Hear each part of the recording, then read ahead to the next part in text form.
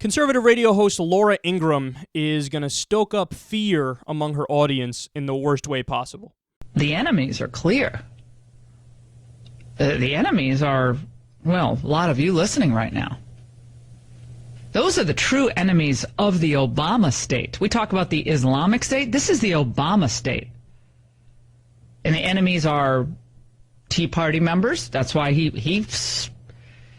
had an IRS that decided that Tea Party, you had to shut them out, take them down. That was an enemy, right? We got talk radio is an enemy. Fox News is an enemy. There are enemies. Rush Limbaugh, the Sandra Fluke, that's an enemy. Call them out. Those are enemies. But ISIS, the Islamic State, well, we have to get an international consensus before we declare it. He's not used the word enemy. Bill Kristol points this out today. He's not used the word enemy to describe the Islamic State. He uses cancer, and there's a common understanding that these people are beyond the pale. But the word enemy, that's reserved for you.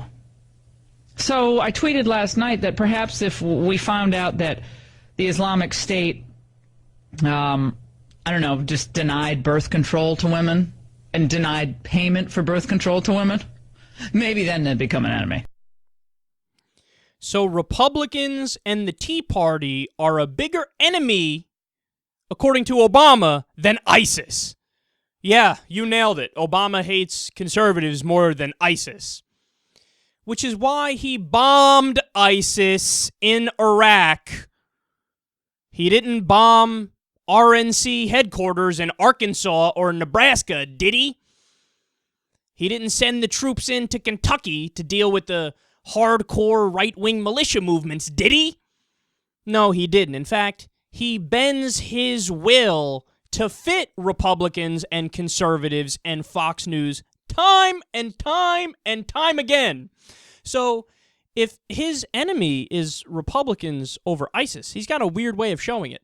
The idea that he's softer on jihadists, we're talking about a president who increased the war in Afghanistan, who kept us in Iraq longer than he said he would, who did drone strikes nonstop, endlessly in Pakistan, Yemen, and Somalia. This is a guy who's continued the Bush-era programs for the war on terror, much to liberals' dismay. I'm not happy about that. I wish he totally got out of Afghanistan, totally got out of Iraq quickly, stopped the drone strikes, which are creating more enemies, got rid of our 900 military bases, you name it. He didn't do those things. He copied George W. Bush, but this idiot goes on her radio show and she's like, no, Obama views Republicans and conservatives as the enemy more than ISIS.